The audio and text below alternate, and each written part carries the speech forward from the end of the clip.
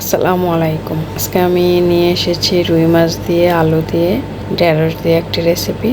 তো প্রথমে একটি কারি পাতিল নিয়ে নিলাম, সেখানে দিয়ে দিলাম পেঁয়াজ এবং কাঁচামরিচ কুচি, ভালো করে ভেজে নেব। এই পাশে আমি ফ্রাই প্যানে মাছগুলো বসিয়ে নিয়েছি, আর এখানে পেঁয়াজগুলো একটু বাদামি কালার হওয়ার পর আমি দিয়ে দিলাম একটা আলু। তো এটা ভালো করে মাখানো হবে, আর এদিকটা হচ্ছে মাছগুলোকে ভাজতেছি। তো মাছগুলো ভাজা হয়ে যাচ্ছে, আর এদিকটা আমার মোটামুটি পেঁয়াজটাও ভাজা হয়ে গেছে, সাথে আলু। এখন দিয়ে দিলাম একটু পানি দিয়ে এটাকে আমি কষাবো, সাথে মশলাগুলো দিয়ে দিব। তো এখন দিয়ে দিব হচ্ছে একটু রসুন বাটা, সামান্য পরিমাণ আদা বাটা, আর দিয়ে দিব হচ্ছে পেঁয়াজ বাটা। পেঁয়াজের বাটার পরিমাণটা একটু বেশি হবে, কারণ তরকারিটাতে অ্যাকচুয়ালি পেঁয়াজ দিয়েই করা হচ্ছে। তারপর আমি এখানে সামান্য পরিমাণে একটু হলুদের গুঁড়া দিয়ে দিলাম। হলুদের গুঁড়া দেওয়ার ফলে দেখা গেল কালারটা খুব সুন্দর হয়ে গেল।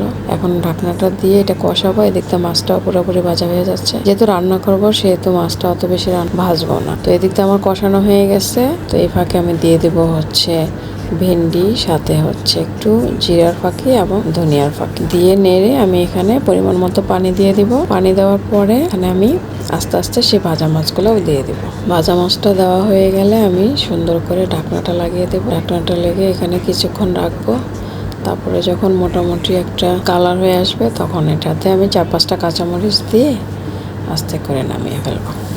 তো এখন আমি ঢাকনাটা লাগিয়ে দেব। তো মোটামুটি হয়ে গেছে। এখন কিছু কাঁচামরিচ দিব, দিয়ে তারপরে তো দেখুন কালারটা কেমন হয়েছে। আশা করি খেতেও মজা হবে।